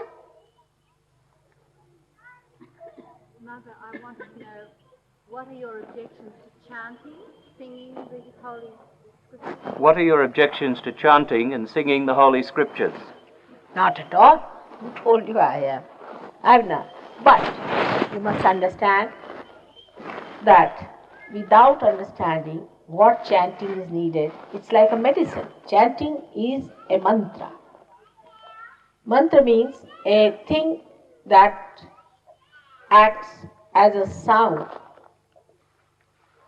to correct a particular thing within you. Alright? It's, you can say, sound therapy it is. Alright? Now you have to know what medicine is needed for which chakra. Also you must know where is the problem with you or with anybody else. I mean, it would be chanting at random means sometimes sort of indiscriminate drinking of all the medicines, you see. Taking all the medicine bottles into your stomachs, emptying them without understanding. We do chant, but we know where to chant what. You see, not indiscriminate just like that. And it's very dangerous because when you go on chanting, say Rama's name or Krishna's name. Now Krishna's name, Krishna is here. If your Kundalini has not reached there up to this point, if you take Krishna's name, it's very, very annoying for Krishna himself, and he recedes, sleeps off, he freezes sometimes. And by that you develop problems of the chakras, and sometimes you develop throat cancer. It's very serious. So first you must know where is your Kundalini, where it has gone, where it has stopped. Then you should know what is the problem. Then you must know what exactly the chanting is to be used, alright? And then cure that part. You see, so it's a big science which has to be understood in Sahaja Yoga. It's not at random. You are suffering from whatever trouble you are suffering from. You must know first of all. See, many people who are Christians catch on Agya, I told you. They do. Because it's unauthorized.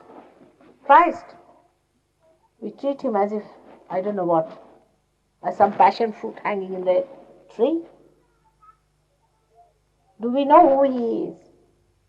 There is a protocol, great protocol. Even Brahma, Vishnu, Mahesh could not reach him. So for us, because we think we are born among Christian families, and because the church has given us a certificate so-called, do you think we are authorized to chant his name all the time and trouble him?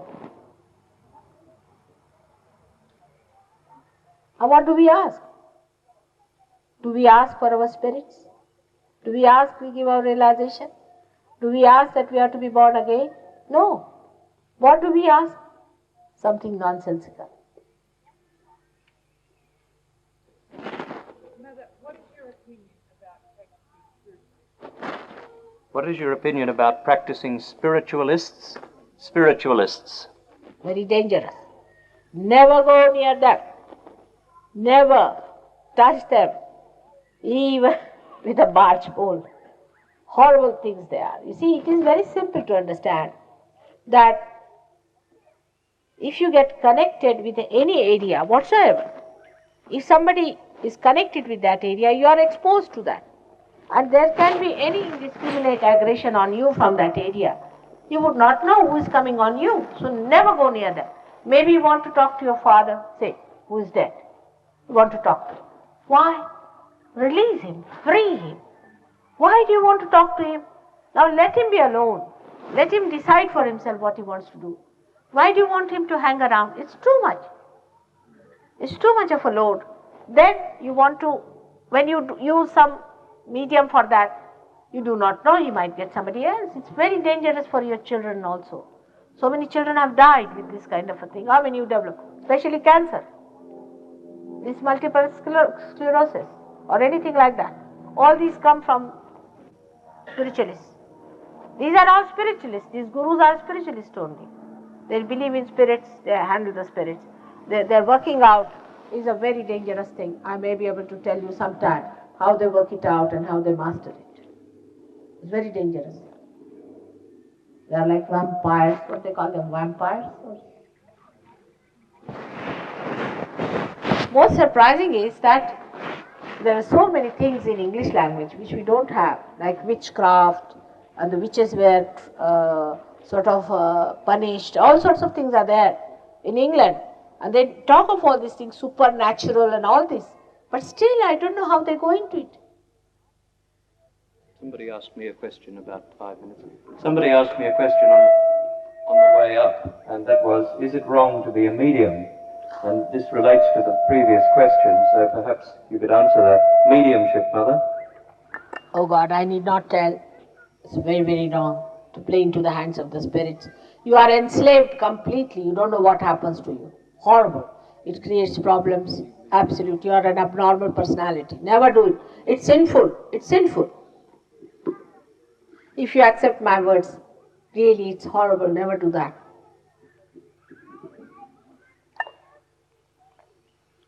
What is the difference between Western spirituality and Eastern spirituality? What is the difference between Western spirituality and Eastern spirituality? Now the word spirituality means the spiritualist, you mean? No. No. Philosophy. It's just the same. Spirit is just the same. It's universal. There is no difference at all. I do not find any. I'm not talking about the spirit, I'm talking about spirituality. Spirituality means the spirit. That is the Atma. You mean the spirit. That is the Atma. The one. I'm talking, I think, more about the quest towards the spirit. The search for the spirit. Search is just the same.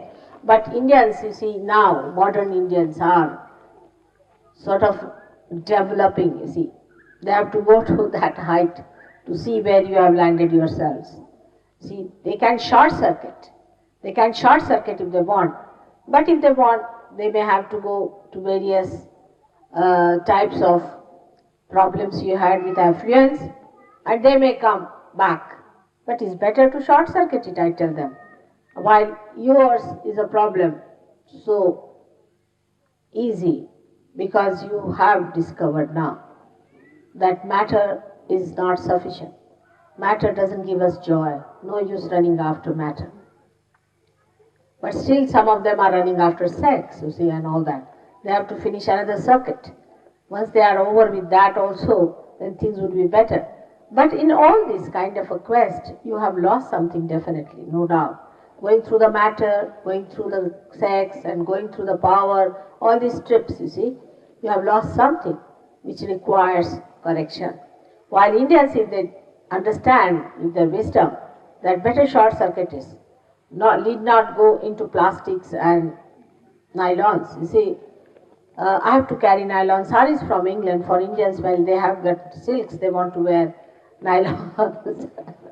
So this is the difference in the basic development.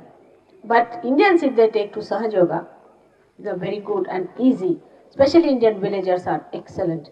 They don't understand all this. They have no mental problems, you see. I don't have to discuss with them all these things. They have not gone into all this nonsense. So they suddenly become beautiful fruits. That's all. So this is a difference of little degrees, I would say, that you have gone to the other extreme and they still have to move to that extreme, or they may finish off and we can achieve results. But your quest is much ardent, very sincere and true. One more thing I always felt, and today also I feel, that really some great souls are born in the West. That's why this is such a sincere desire. They are very sincere people in their desire. Indians, first they come to me for curing, if not for curing, for getting children, if not for that, for jobs, for money, all sorts of things they come up. Or they'll say, my mother is sick, my father is sick, my brother is this, all this goes on. But I have met many seekers in the West who just want realization. Very beautiful people, no doubt. But you have lost something in your seeking, no doubt. Doesn't matter. Kundalini is that ardent desire within you which works it out. It's seems to me that the simpler life we lead, the much easier it is on us. We have what we call free speech, and the more that we think and the more we read, the more confused we become, and that's where our sicknesses and illnesses come from. Agreed. That's what. It seems as though the simpler the life we lead, the better we are. We get away from thinking and so on.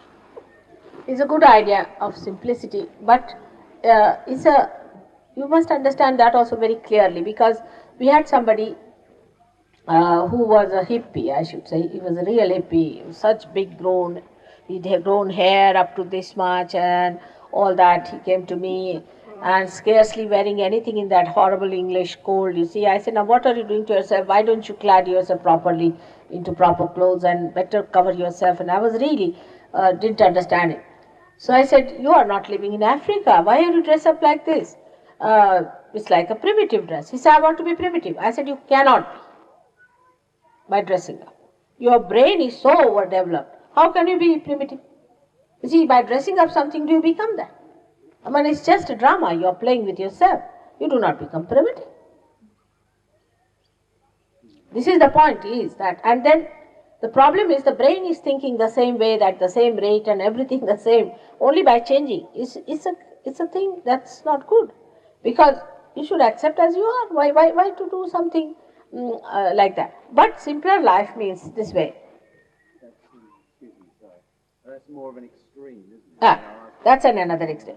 But you see, too much of formality, like having a tail coat, or wearing a, what's that called, is morning dress, grey suit, and then having a particular type of a glass for a thing, and all that nonsense, you see, you better finish off. That's a bit too much, going too far with it. And also caring for all these small things like matter. That's something that's grown in you. Preservation of horrible things and useless things and all that makes you really. And then to think about everything. Sit down and think how miserable I am. When there is no misery, you just sit down and make miseries by thinking. I don't find anything miserable here. What is there? You see, in India, these people were there. People are so happy, chirping, just like birds, enjoying themselves. They don't have all the things that you have. So, you see, to get out of materialism is a better idea. To say that simpler life means, but you must live beautiful. Beautiful doesn't mean that you should have 10 types of things and all that, but beautifully means you should not be also morbid, stinking, you see, clean and beautiful. You can make beauty out of the soil, anything. With love you can do anything. So, you see, it's all right. I mean, whatever way you dress up or anything makes no difference. That's what I'm trying to say. That it is the inner thing that has to change, not the outward. Again, the Sahaja Yoga is this, that it changes you inside out. A person who is ever formal in dressing is also not good, and a person who is not at all formal is also not good. You have to be in the center. You have to dress up in a proper way. Now, what's the use having a head which has got all the lices and everything in the head, you see, and it's a problem for you. It is, this body is for your use, not for troubling you in any way. Neither you have a head where you have to every day go to a hairdresser, that's also a bit too much. You see, going from this to that is too much. So, have a middle course. Dress up as you like. That's not so important, dressing up. But certain decencies of dressing up should be necessary. Sometimes people dress up in such a manner, it's a headache to look at these people. Whatever suits you, which is decent, dignified, you dress up. What is there? Some people it looks nice to have beard, some it doesn't look nice. It's all right. I mean, there's no force on such things. But it helps. Sometimes I've seen. This is also another thing. I've seen some people who are dressing up like something. You see, they come to my house. I find they have spirits. They tell me, Mother, in your presence we are all right. Once we go out, again we get puzzled. I said, all right, you shave off. Come along. Let us see. You change your dress. Sometimes I used to give them my clothes, my husband's clothes to dress up, or my shawl. I said, you wear this shawl. And you see, these bhoots are human beings. So they get lost. They get confused. I said, you confuse them. By your changing your dress, it works sometimes. So we have to play around with them sometimes if you are possessed. It helps. But if you are dressed like a bhoot yourself, you see, then it's funny, isn't it? Is it possible for a person to be Living or dead? Is it possible for a person to be possessed by another living person? Yes, you can be. You see these brainwashings, what are these? Brainwashing, they did it in China with Mao. They used to put up Mao's big photographs everywhere. One went there, and it all changed after my visit. But before that, big photograph, you have to put up your head and see to him and read. Everywhere you go, Mao, Mao, Mao, Mao, Mao, it goes on. You can. You see, people have done it. Most of them do it. They possess people, they mesmerize. You see, what are these gurus? They are living, they are not dead bodies, are they? They possess you also. They can possess you. They know your weaknesses. They pamper your ego sometimes. They sometimes hamper your superego. They can possess you. So they can possess you very much more than the dead spirits can. And very difficult to get rid of such possessions because you accept them, you identify yourself with them. It's a difficult task. It's true. They can. This what is going in Russia, that the Russians are being possessed by the... Is this what's happening in Russia? Are the authorities possessing the people? It's everywhere, I think. It's not only Russia, but everywhere it's happening to some degrees here and some degrees there. I must tell you one thing about Russia. I've been to Russia. That Lenin was a realized soul. I must confess he was a realized soul, although he got deviated and all. You see, the authorities are funny, no doubt, but the people are very innocent, you know. They are kept out of all mischiefs. Somehow, thanks, only a few are horrible, but on the whole, it has not spread to everyone. Like in England, I would say everybody is trying to have 7 wives and kill them, some sort of a thing. Everybody has become a king in, you see, democracy becomes demonocracy. You see, everybody wants to be a demon then. We have a right. What's wrong? So that freedom is taken away. So because of this kind of a control, the people are very innocent. Though, I mean, some people will go to hell, no doubt. But the rest of them can be saved. I gave realization to many people in Russia. You'll be surprised. In Poland, I gave realization to so many people. Yes, they are simpler people. They lead a simple life. They have no problems also like us. Because there are no solutions. So they don't think. They do not complicate themselves. It's like on a ship if you travel. No problems, no solutions. No problems. You just sit there. Whatever is available on the ship is available. Otherwise you jump in the sea. That's the only solution. So nobody thinks about it. Just they relax. What else will they do? That's what it is. That's why, you see, in a way, they are a help also. So, you see, the too much freedom also gives us this kind of a nonsense abandonment.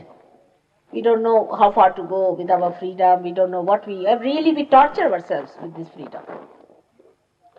I think some children do want that parents should tell them, don't do this. They like it. You see, they want to have little help from the parents on this, but better not do it. But if a father comes out, I'm very generous, he gives him a whiskey, all right, have it. You want money, all right, have it. You want this, you can have it. You can have a car, you can have this, do what you please. Finish. That boy is finished once for all. Too much freedom without maturity, without realization can be very dangerous. Yes. Yes, Grant. Can astrology have some bearing on one's life? Can astrology have some bearing on one's life? Before realization, not after. Then you see the whole drama. Do you think that industrialization is a useful path for India to take in the light of the Western experience?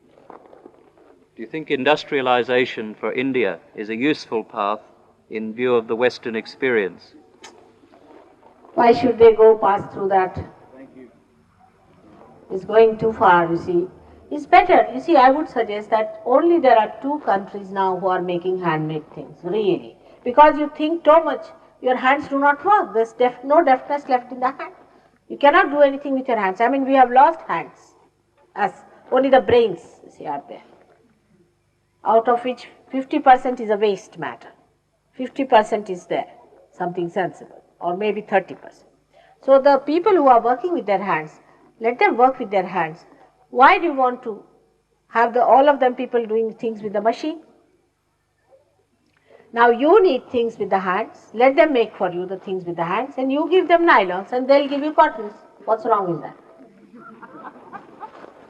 You export some nylons from here and they'll send you some nice cottons that you like.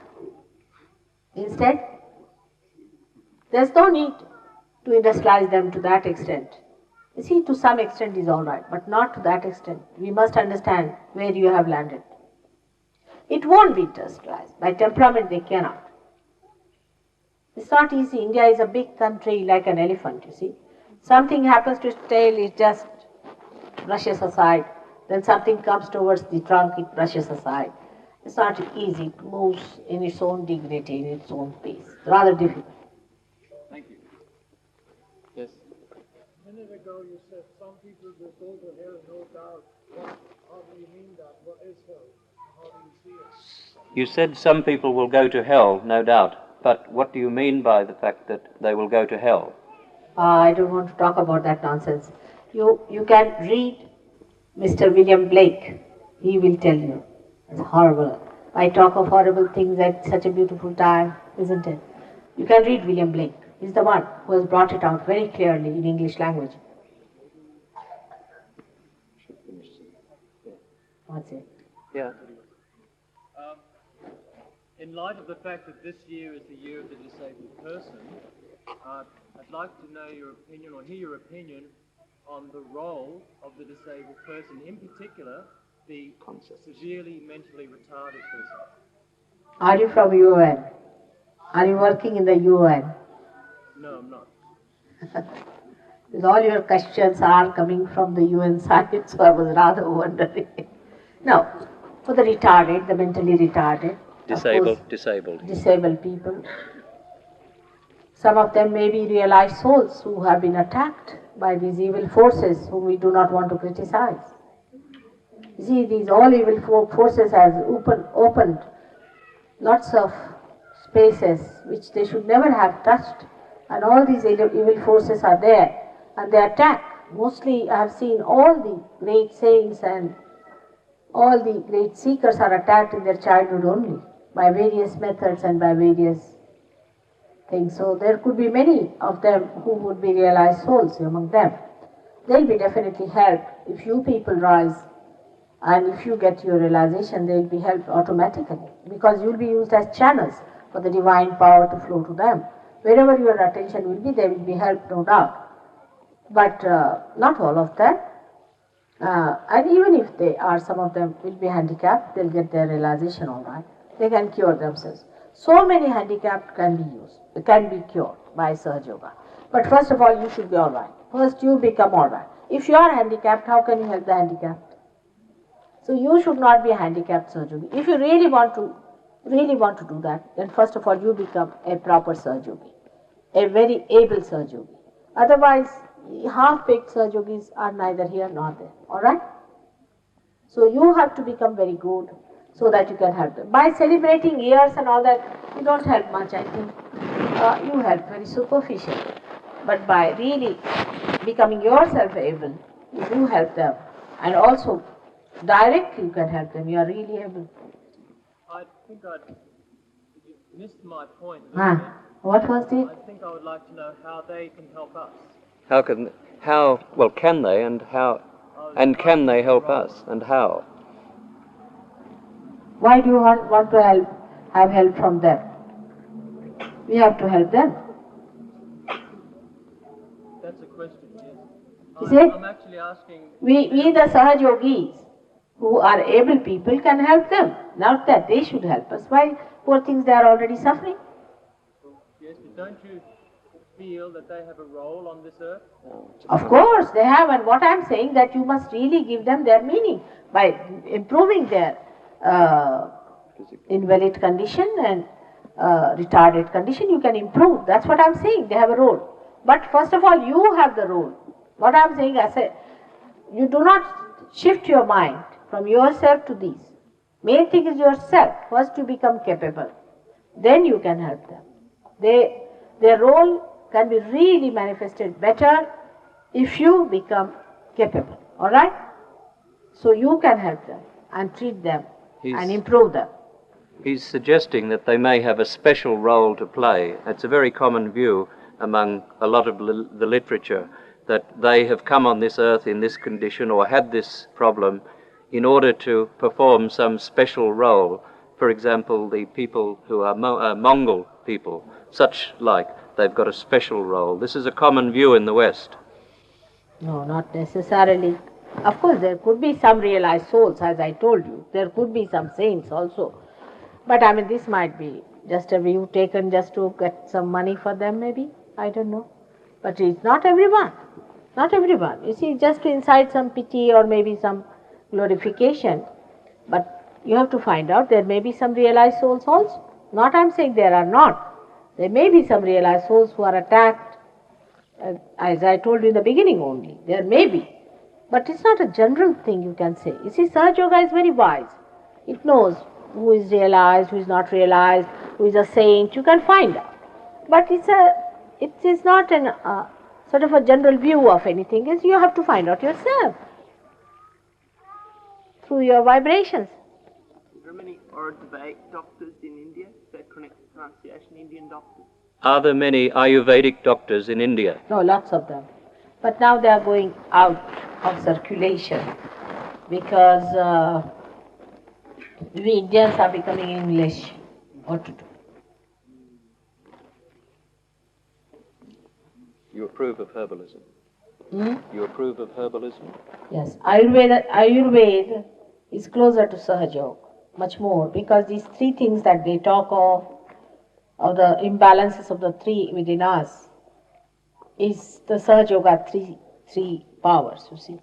So it's very close. I don't know if they know the connection, but we can connect Ayurveda to Sahaja Yoga very easily than anything else. There's no doubt about it. But the problem is, you see, all these herbs and all that they have talked about may be existing here also, but nobody knows about them. It's the problem, you see. Then you can't get all these herbs from there. And what is the need? Sahaja Yoga itself cures you. You don't need any medicines. Seldom you need medicines in Sahaja Yoga. Like for liver, we have a thing called as makoi. We grow in India. It grows anywhere. Maybe you might be growing it yourself. Or next time when Warren comes there, I'll give him some plants. If your government allows, he can bring them here or some seeds. And if that is the thing, they make Live 52 out of it, you can just use that plant and you can eat it and it's very good for your liver. So it's very simple. Yes. In the Gita, Krishna says to Arjuna to be without the three gunas.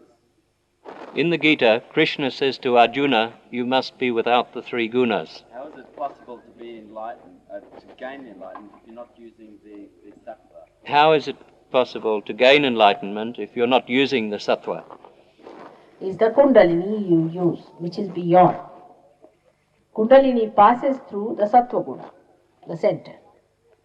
But it takes you beyond. You go above it. You become Gunatit, you transcend. Because you become all that. You see, your desire becomes enlightened. You don't have to desire. It just works. You don't have to act. It acts. It acts for you. And Sattva Guna is the one where you have to be religious. You have to be in the center, but you remain. Your Sattva Guna gets enlightened, you don't have to be. You become yourself, the religion. You don't get tempted. You don't have to be. Like my own grandchild, she asked me, grandmother, did you have to learn this stupid subject called moral science? I said, why? It's so stupid. It says, don't steal, don't tell lies. Who does that? Only maybe servants might be doing. Nobody does that. Why should they tell us? I don't like it. And I didn't know really how to explain to them. They said, why tell all these things to us? It is not a good thing to tell, you don't like it. You go beyond. Like, I don't say that you don't drink, all right? I never say that. After realization, you find you won't drink yourself. Because that religion is enlightenment. Don't smoke after that. get smoking absolutely to the minimum, and just forget it. Because that religion is born in you. You do not like it. Your likes and dislikes change, your priorities change. As I told you the other day, that when you are walking in the dirt and filth, you have to close your nose. You are a human being. But a horse does not do that. After realization, the sin you cannot bear. Just you don't have it. You become sinless. Alright? Even your sattva guna is a thing which you keep, you look after. But there you become beyond. You don't have to keep it. You are that. Alright? What happens when the Kundalini, Mother, passes up through the head? What does it do then? Where does it go? What happens to the Kundalini when it passes through the head? It is not the whole of it doesn't come out, you see. It's like many strings, see, in a row. And few start coming and few start coming and few start coming. And then Kundalini stays at a point, starts growing and growing and growing like that. And then it flows down. Then again it grows and flows down like a tree that grows and comes down. Would you say that the value of acupuncture... Thank you. Acupuncture is another horrible thing, where you just drain out your sympathetic nervous system. You see, you have to work with the parasympathetic, which is the source, not with the sympathetic. They look after the sympathetic. Actually, it was started by Lao Tse. Just imagine, a man who was a realized. You see, everything going into waste, as I told you. He talked of acupuncture for people who were realized souls. Lao Tse was such a great realized soul, he was a Zen man, sort of supporting that sort of a thing. Tao is nothing but Tao is the same. Now you have to become, he said, 100 times he said you have to become and become and become, he said. Even Martin Luther said the same thing. See, but what are the Protestants like now? What about the Christians who are Catholics now? Everything just the same mess. So these people just understood that you have to put a pin in between. But unless and until there is the parasympathetic in connection, what's the use, you see? So the whole thing is reversal. On the contrary, if you have gone to acupuncture, it's a difficult task. Horrible. Beg pardon? Chiropractic. Ask the chiropractors. You touch somebody's head, you touch somebody's feet and all that. It's very, very dangerous. You don't know how to protect yourself. None of these doctors know how to protect themselves. The psychologists are worst of all. They come in contact with all pathological cases and they become pathological cases. That's how you get Freud. But Mother, is it all right to pursue your profession as long as you know how to protect yourself? Is it okay to pursue your profession so long as you know how to protect yourself? Yes. And if you keep your spirit, you understand much more about your profession. You become much more kindly, compassionate. There's nothing to be given up. If you are not holding on to anything, you don't give up anything. You see, every profession, everything is for delivering sahaja. Even your television, your camera takes my photograph, multiplies me into so many. It can go to people, they can use it. It's so simple.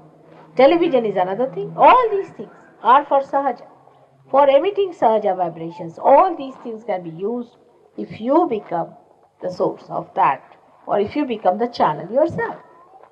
Don't you agree enlightenments are different for each person? There is not a capital E enlightenment. There are grades. Are there grades of enlightenment? No grades as such. Only it's like the candle is enlightened in a beautiful lamp. Now, depends on if the lamp is very dirty, then it's not so clear cut, alright? When the lamp is cleaned out, then it is better. The light is better. It's like that. There's no gradation. The spirit is the same in everyone. Only in some people it shines better. In some it is halfway. In some way it just comes up and goes down, and in some it's not at all seen. Depends on the quality of the glass that is there. The spirit is the same. We should finish now. One more. One more.